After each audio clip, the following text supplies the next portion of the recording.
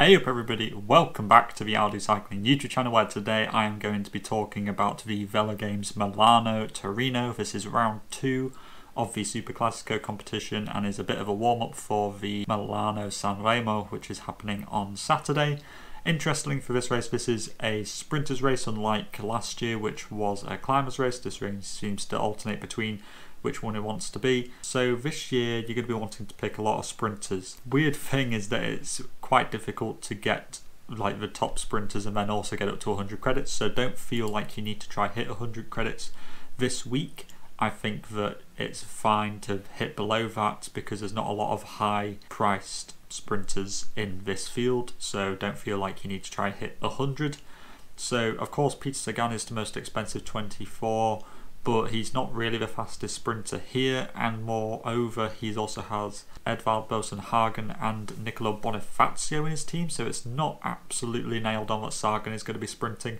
And a lot of these other high priced riders like Greg Van Avermaet, Arambarou, Kuznefroy, Rui Costa, these guys aren't going to be competing in the sprint, so you're going to need to ignore these and pick some of the more high-end sprinters. Now somebody who I would really recommend is Alexander Kristoff, because he does really well in kind of one-day sprints. Classica Almeria this year as a good example. And then you've also got Ivan Garcia Cortina, looked okay at Paris-Nice but not great.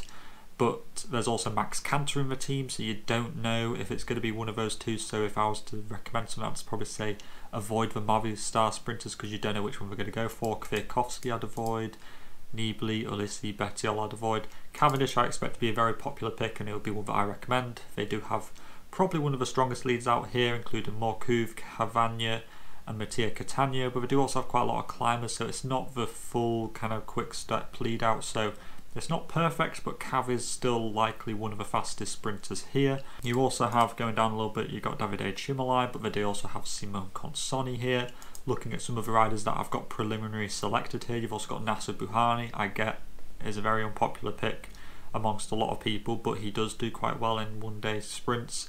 Juan Sebastian Milano seems like the sprinter who UAE will go for. They do also have Ryan Gibbons, but I do expect Gibbons to be on lead-out duty for Milano.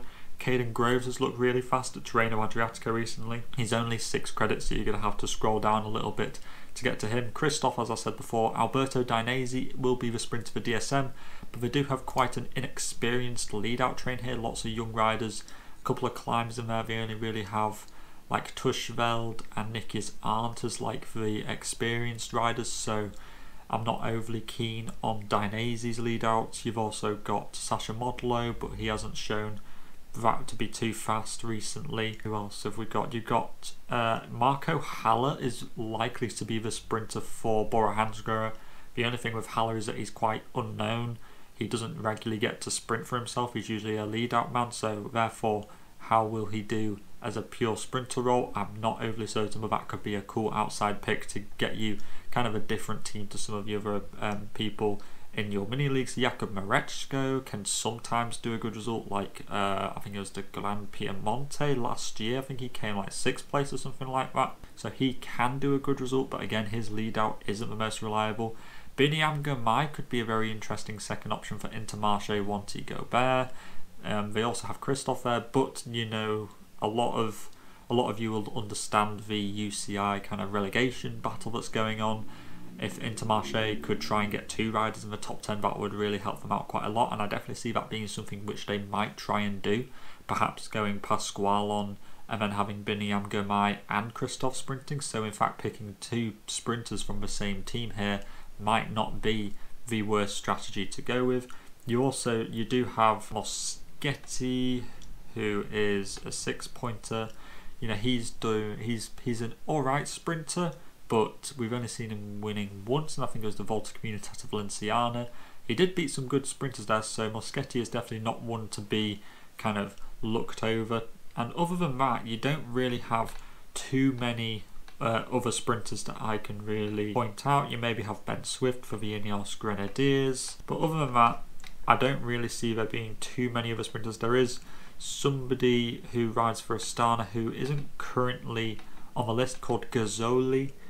He's really fast, an young Italian sprinter, so if he comes onto the list then also consider picking him. But so far, this is the team that I'm going to be selecting. It's only cost 72 credits, but I expect there to be a lot of similar riders amongst all of us.